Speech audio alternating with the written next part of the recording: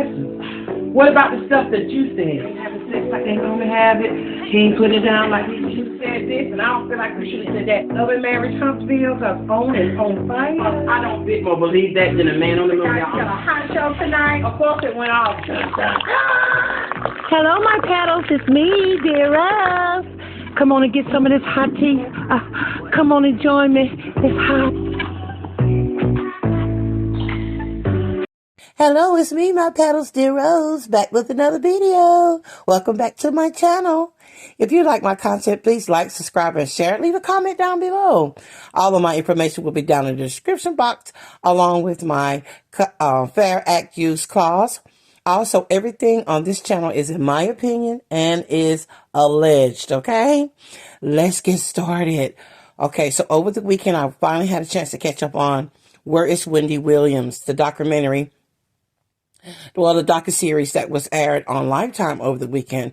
It's 4 episodes, and it was really, really good. It was eye-opening because I am a big fan of Wendy Williams, and I was often concerned about her health, but more than that, I was always trying to figure out how this all began. Now, I know her health began to spiral, and that she did have some type of substance abuse. Okay, that was known. She talked about that herself on the show.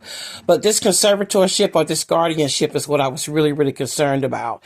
And since this Lifetime docuseries has come to the light, a lot of things that was going on with her has been revealed, okay? It comes to find out that her family members were like kind of iced out. They were at one time asked to assist her with her finances and things, and then all of a sudden, you know, as her sister said, Wanda, a wall was put up, and they were no longer able to contact Wendy, and they were estranged from her. And it seems to me, as I watched the documentary and then other publications have come out, that was a tactic that they used to separate Wendy from her family, to isolate her so that they can do this guardianship. And I don't think it was done legally. And they've also found out that the people that have been surrounding Wendy these last couple of years are not good for her. Now, the latest is that her manager, so-called manager, the jeweler, that's always iced out. I'm talking about with the finest jewelry, the puffer coats. I watched him during that documentary. I looked at and I'm not saying that he can't wear jewelry. He's a jeweler. Okay. But I just watched him. I seen the Wendy chains with the W. Yes, because that's his cash cow. Of course he's going to wear a W around his neck. All the jewelry, every piece of, all those stick gold chains. I watched his behavior. At first I was like, okay, well, she's found someone that cares about her. But, I don't know. To me, he's just another glorified Kevin. And I think she took to him because he reminded her of Kevin, her husband. I think she gravitated towards him because we as humans, we tend to create a pattern. And I believe she gravitated towards him because he reminded her of Kevin. And then I think in the end, Wendy found out that he wasn't good for her, because on that last episode, when she went to California with, her publicist, I think she saw that Will wasn't for her. Anyway, and also Sean with the no last name. I don't know who she was, some type of assistant or some type of, I don't know who she was. She wasn't any good for her either as well. And also the young lady that accompanied her PR, that accompanied her to California. All of that was just so messy. And I like how her niece stood up and she says, I'm not filming with her.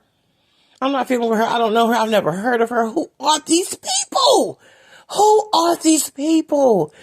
Oh my God. It is so crazy how all of a sudden they just swooped in and took over her finances and took her freedom to do anything. Now, I'm not saying that she should be supplied with drugs and alcohol. Of course, that's not good for her. She should be monitored. She should have some type of a sober coach or something like that. Yes. I didn't see a sober coach. I didn't see any of that in place for her.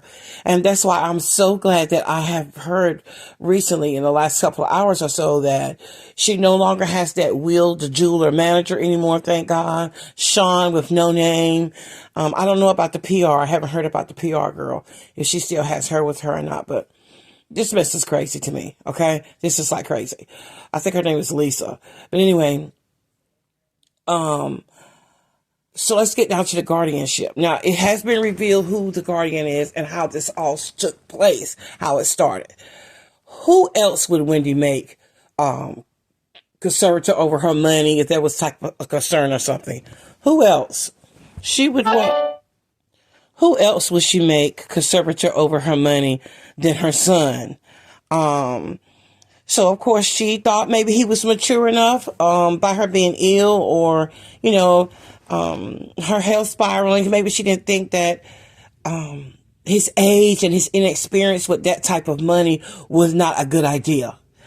Why she didn't allow her sister Wanda or even her dad to help manage her son or to kind of guide him into how to spend, I'm not sure. But listen, Wendy was a multi-millionaire.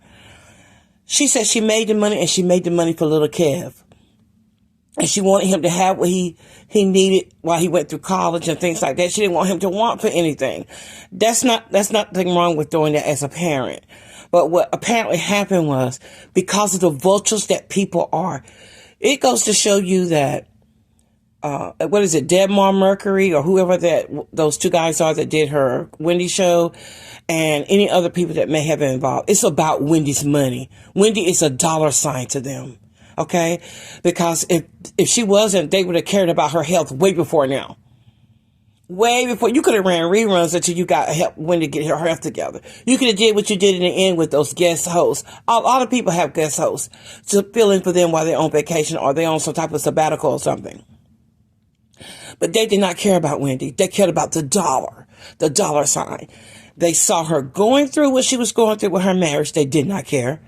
They saw her suffer in silence about her mom's death. She didn't even report that her mom had passed away till months later. Kevin, on top of her mom, on top of her health, caused Wendy to spiral out of control, using vices to cover her pain up.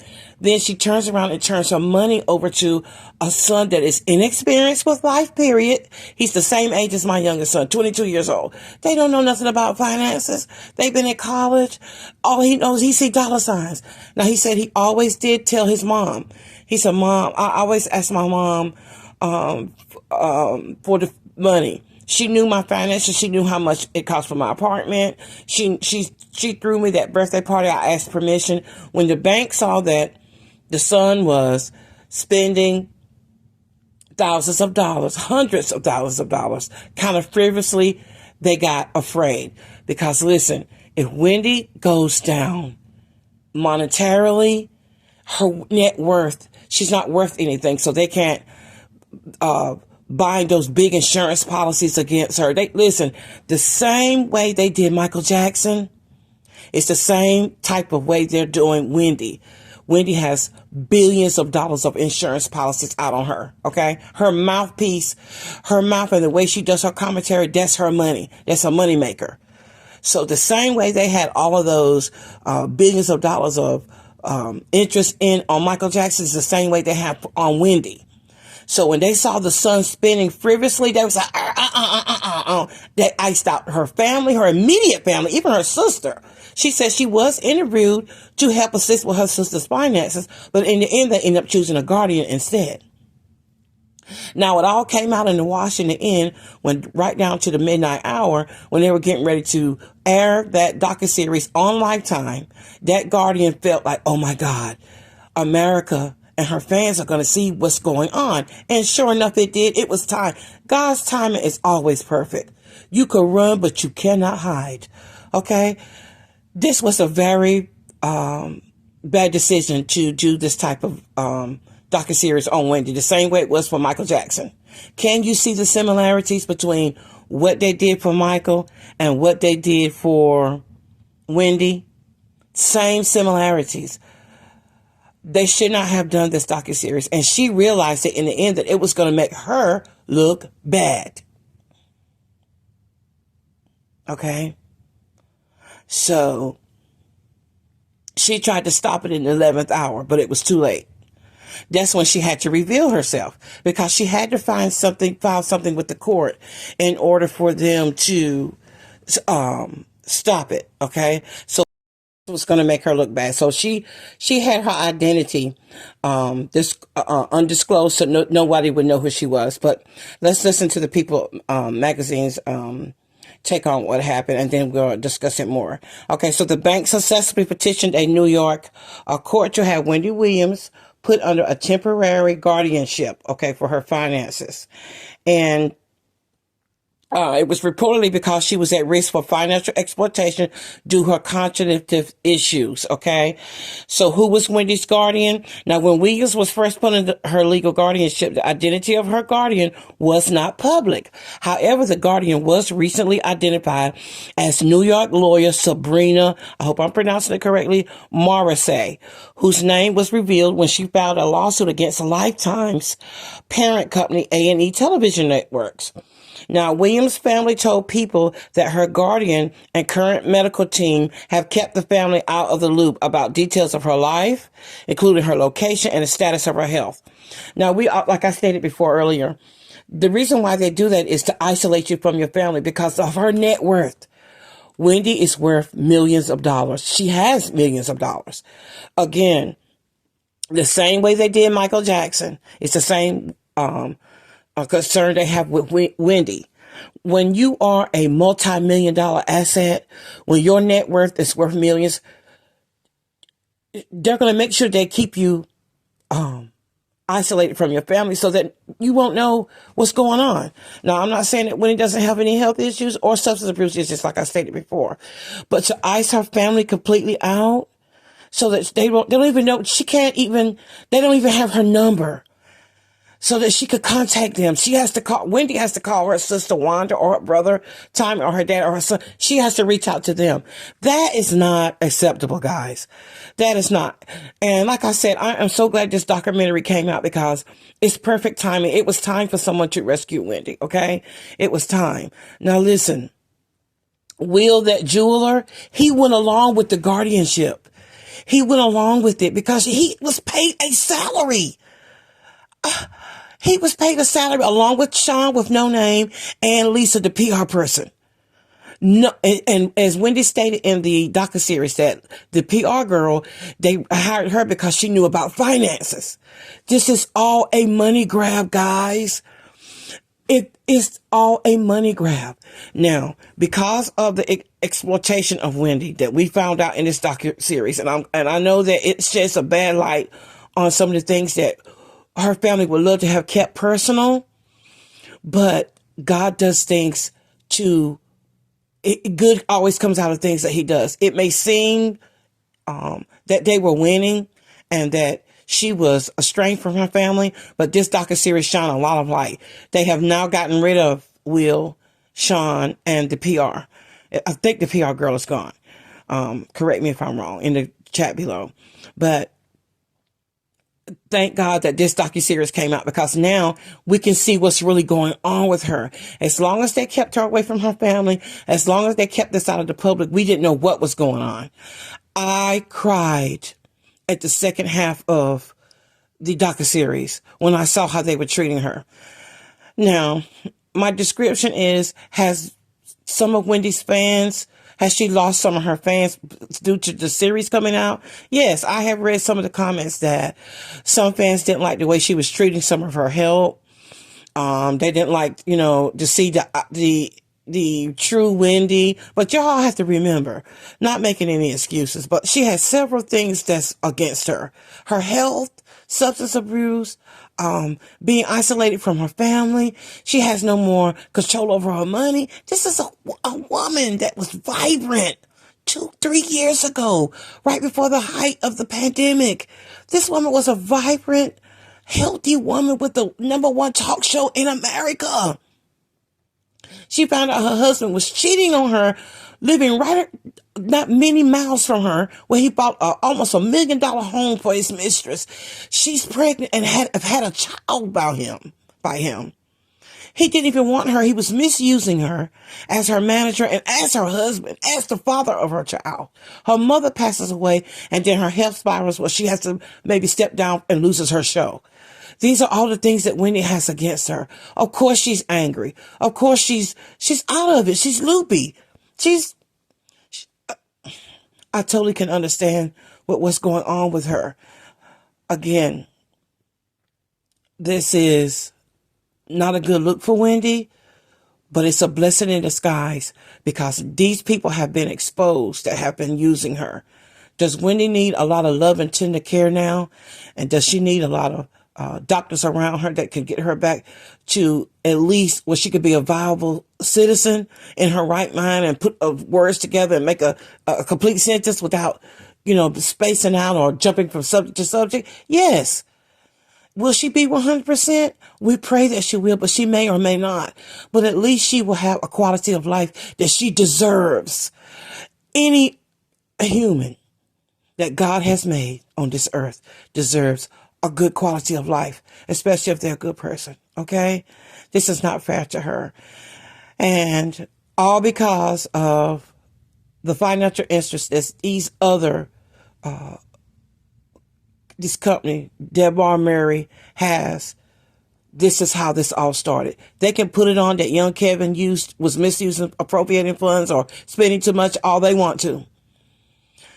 I see the same exact thing that happened with Michael Jackson. And we that love Wendy are not going to allow this to happen to her. We will not. And I am glad that this has come to the forefront and that her family is now more aware. I am so happy for her niece and her sister that has now, I think they were afraid to step in because of how Wendy is. Wendy's a bulldog in business. She's a bulldog. She probably was a bulldog in her personal life, as we can see. She don't take no crap. She don't take no junk. She was an independent woman. She didn't need anyone. And maybe that's why Wanda was afraid to speak out or to try to help Wendy, because she would probably tell her, I don't need you. I don't need your help. I don't need y'all. But Wendy crumbled. She crumbled over the things that life threw at her. And I'm praying for her that she make it back, to at least where she can be happy. And her days here will be filled with love, maybe to enjoy some grandchildren in the future, some great nieces and nephews, enjoy her father. Her father is still here. Her sister and brother are still here, and her fans that love her.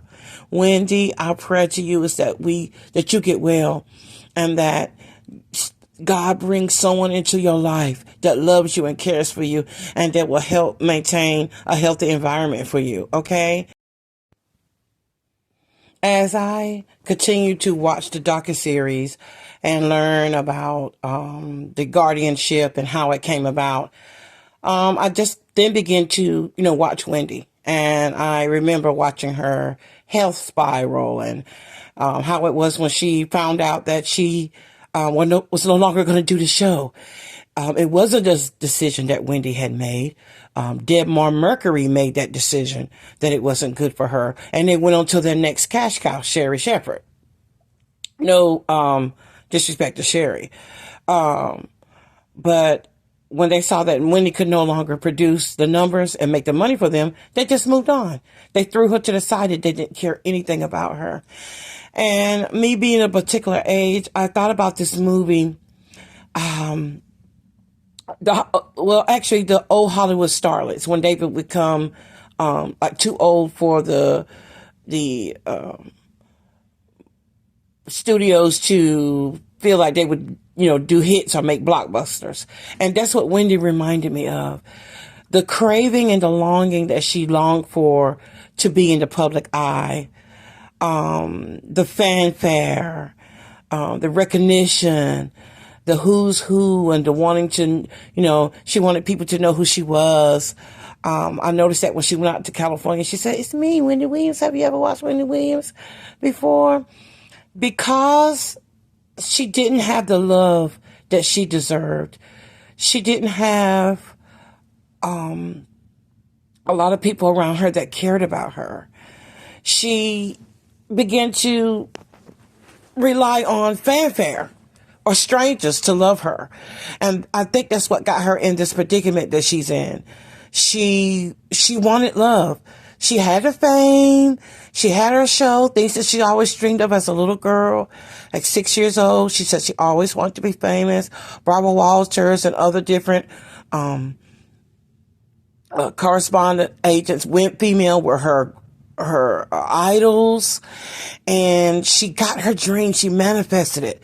But look at all the things that came along with it. It didn't bring good people in her life. And some sort of way, it pushed away the people that we know genuinely love her, which is her immediate family, her mother, her father, her sister, brother, nieces, her nephew, her niece, her nephew, her son. And vultures came into her life because they saw a cash cow. People are so greedy, and they are so, I don't know, opportunists. And when they saw that Wendy didn't have anyone, just like I feel about Monique, and I am sorry, and Monique is one of my idols.